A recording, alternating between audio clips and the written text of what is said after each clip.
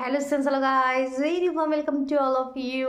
তো আজকে আমরা আমাদের যে 2D ফিগার রয়েছে বা 3D ফিগার রয়েছে তাদের ক্ষেত্রফল এরিয়া নির্ণয়ের ফর্মুলাগুলো আজকে আমরা জানবো। অনেকের অনেক কনফিউশন থাকে, সুন্দরভাবে কনসেপ্টটা ক্লিয়ার করো, ফর্মুলা মনে রাখার দরকার নেই, ইজিলি তোমরা বের করে দিতে পারবে। কেমন?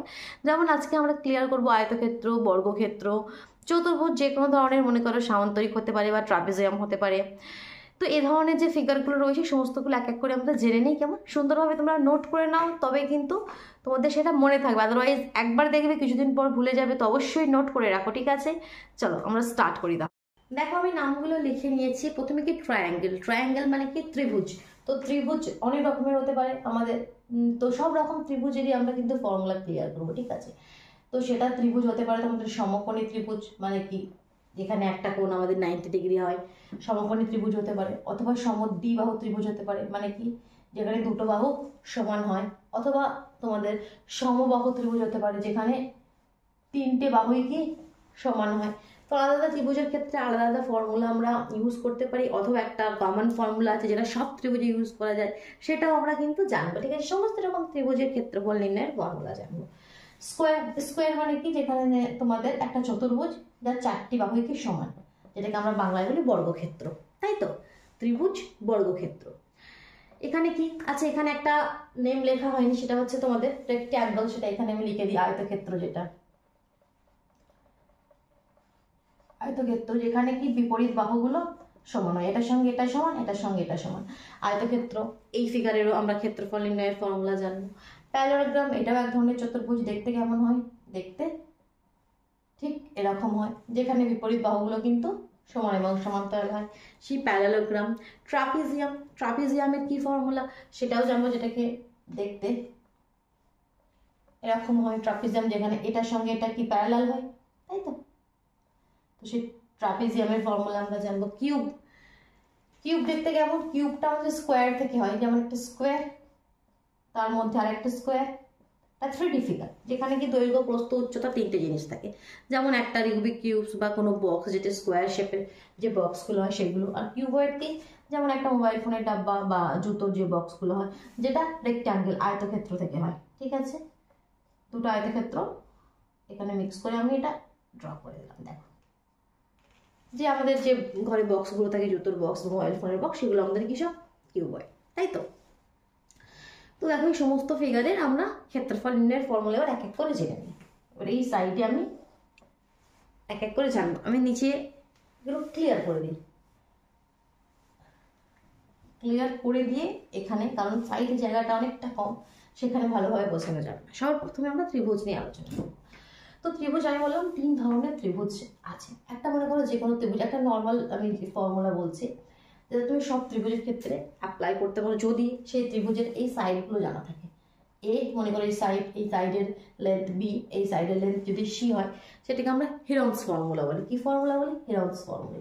সেটা কি? Root over s into s minus a, s minus b, s minus c, ঠিক আছে? যদি তিনটি বাহু তোমাদের কাছে জানা থাকে। এস এখানে কি? এস হচ্ছে সেমি পেরিমিটার, এস এর ভ্যালু এ প্লাস বি প্লাস সি আপন টু। তাহলে প্রথমে এস এর ভ্যালুটা বের করে নিলে, তারপরে এই ফর্মুলা এখানে প্লট করে দিলে ক্ষেত্রফল বেরিয়ে আসবে। এছাড়া সমকোণী ত্রিভুজের ক্ষেত্রে এখানে আমাদের একটা স্পেশাল ফর্মুলা আছে। সমকোণী ত্রিভুজের ক্ষেত্রে যেখানে একটা কোণ 90 ডিগ্রি, সেক্ষেত্রে আমাদের half into base into height. এটা বেস আর এটা কি? হাইট। এটা বেস মানে ভূমি, আর এটা হাইট মানে কি? উচ্চতা। হাফ ইন্টু ভূমি ইন্টু উচ্চতা, ঠিক আছে? এই ফর্মুলা ক্লিয়ার? সমকোণী ত্রিভুজের ক্ষেত্রে আমরা এই ফর্মুলা ইউজ করতে পারি। এই ফর্মুলা ইউজ করতে পারো যদি আমাদের তিনটে বাহু জানা থাকে। অনেক সময় কি তিনটে সাইড আমাদের থাকে না জানা, শুধু বেসটা হাইটটা জানা আছে, তো অবশ্যই এই ফর্মুলা ইউজ করো। কেমন? ঠিক আছে। আচ্ছা, এই ত্রিভুজের হাইট কি জানো তোমরা? অনেকের কনফিউশন হয়। এই ত্রিভুজের হাইট অনেকে বলে এ। হাইট কখনো এখানে এ হবে না, হাইট মানে জানলে কি স্ট্রেট লাইন হবে। এই ত্রিভুজেও আমি এই ফর্মুলা ইউজ করতে পারবো, ঠিক আছে? কারণ কনফিউশন ক্লিয়ার করো, অনেক কনফিউশন থাকে তোমাদের, কি মনে হয় কি এই ফর্মুলা আমরা এই ত্রিভুজ ইউজ কখনোই করতে পারবো না। কখনোই করতে পারবো না নয়, পারবো। কখন পারবো? যদি এই ত্রিভুজের হাইট জানা থাকে। বেস তো এই যে নিচে সি বাহুটা, এটার বেস মানে ভূমি।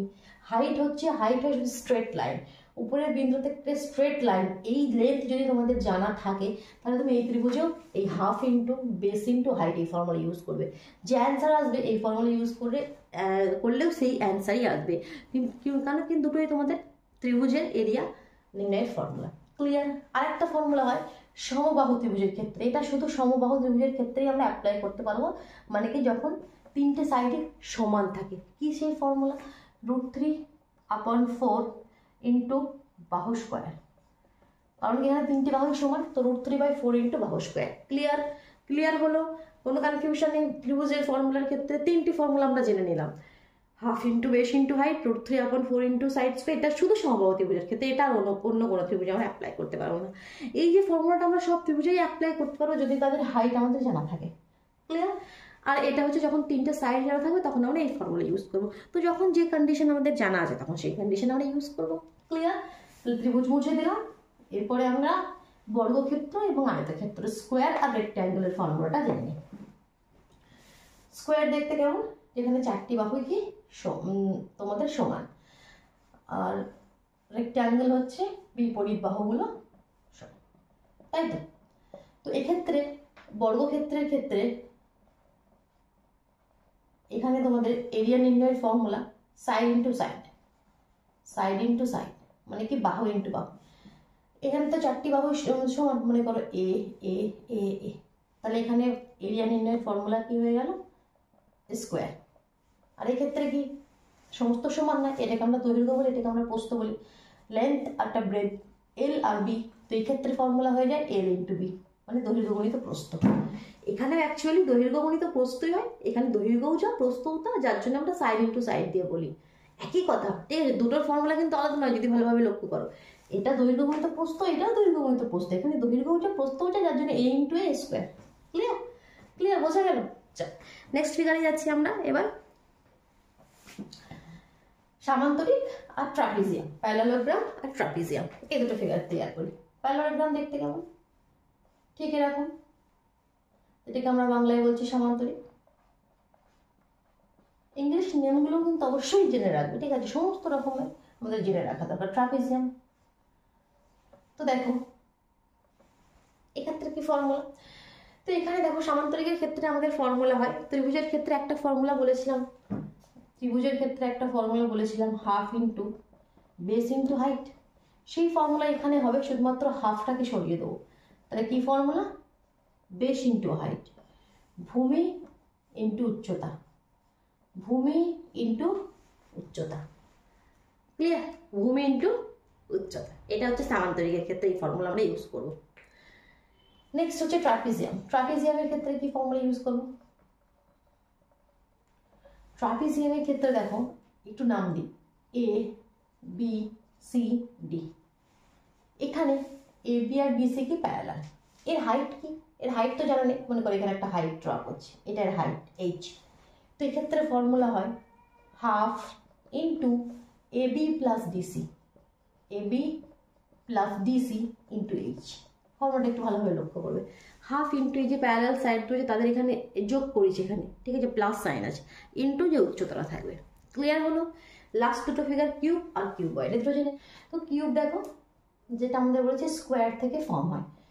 যেমন ঘরে কোনো দেখো কোনো তোমাদের বক্স থাকলে যেটা স্কোয়ার হিসেবে, মানে সবগুলো তল দেখো বর্গক্ষেত্রের মতন, যে রুবিক কিউবস থাকলে সেখানেও দেখতে পারো, অথবা যে আমাদের লুডোর যে ছক্কা হয় সেটাও আমাদের কি এই সেটের হয়। তো এক্ষেত্রে ক্ষেত্রফলের ফর্মুলা হয় 6 স্কোয়ার। কেন জানো? এর প্রতিটি তল লক্ষ্য করো, এক একটা বর্গক্ষেত্র এক একটা স্কোয়ার। আমরা এই জাস্ট একটু আগেই শিখলাম কি বর্গক্ষেত্র বা স্কোয়ারের ফর্মুলা কি হয়? স্কোয়ার, সাইড ইন্টু সাইড, এ ইন্টু এ স্কোয়ার। তো এরকম এখানে দেখো যদি লক্ষ্য করো ভালোভাবে, যদি কোনো বক্স থাকে সেটাকে দেখো, নিজে হাতে নিয়ে দেখো 6টি তল আছে, তার উপরে নিচে দুটো, এদিকে দুটো, এ সাইডে, তো 6টি তল আছে, যার জন্য 6 স্কোয়ার। ক্লিয়ার? তো এটা মনে রাখার বা মুখস্থ করার কোনো জিনিস নয়, জাস্ট বুঝে নেওয়া। কি আমরা জানি বর্গক্ষেত্রের স্কোয়ার হয় এ ইন্টু এ, তো এরকম 6টি তল আছে আমাদের কিউবে, তাহলে সেখানে কি হয়ে যাবে? 6 স্কোয়ার। আর কিউবয়েড